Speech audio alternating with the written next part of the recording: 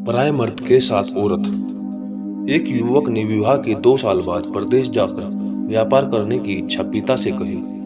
पिता ने आज्ञा दी तो वह अपनी गर्भवती पत्नी को माँ बाप के जिम्मे छोड़कर व्यापार करने चला गया और फिर प्रदेश में मेहनत से बहुत धन कमाया और वह धनी सेठ बन गया।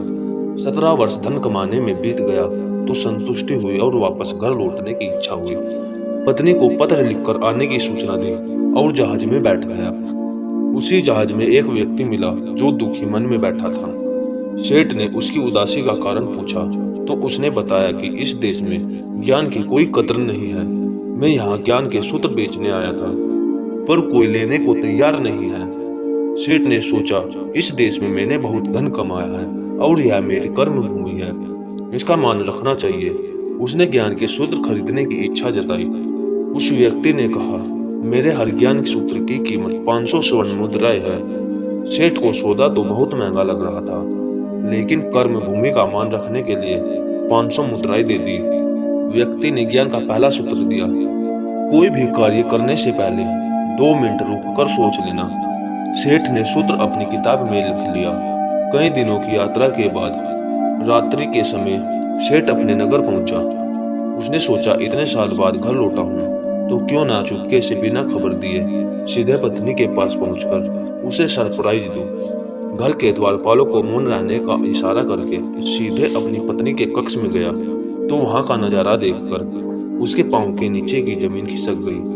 पलंग पर उसकी पत्नी के साथ एक युवक सोया हुआ था। अत्यंत क्रोध में सोचने लगा कि मैं प्रदेश में भी इसकी चिंता करता रहा और यहाँ अन्य पुरुष के साथ आज मैं दोनों को जिंदा नहीं छोड़ूंगा। क्रोध में तलवार निकाल ली। तलवार से वार करने ही जा रहा था कि इतने में ही उसके 500 स्वर्ण मुद्राओं से प्राप्त ज्ञान सूत्र याद आ गया कि कोई भी कार्य करने से पहले 2 मिनट सोच लेना। सोचने के लिए रुका, तलवार पीछे खींची तो एक बर्तन से टकरा गई। बर्तन नीचे गिरा तो पत्नी की नींद खुल गई। जैसे ही उसकी नजर अपने पति पर पड़ी, वह खुश हो गई और बोली, आपके बिना जीवन सूना सूना था। आपके इंतजार में इतने वर्ष कैसे निकले यह मैं ही जानती हूँ। सेठ तो पलंग पर सोए पुरुष को देखकर क्रोधित था। पत्नी ने युवक को कहा, बेटा उठ जाग, तेरे पिता आए हैं। युवक ने जैसे ही उठकर पिता को प्रणाम करने झुका, माथे की पगड़ी पैरों में गिर गई। उसके लंबे बाल बिखर गए।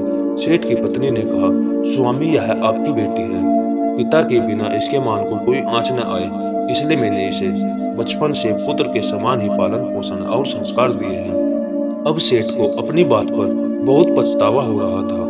तो साथियों, इस कहानी से आपको क्या सीखने को मिला कमेंट में जरूर बताएं और हमारे चैनल को सब्सक्राइब करके बेल आइकन ऑन जरूर करना। धन्यवाद। जय श्री कृष्ण। राधे राधे।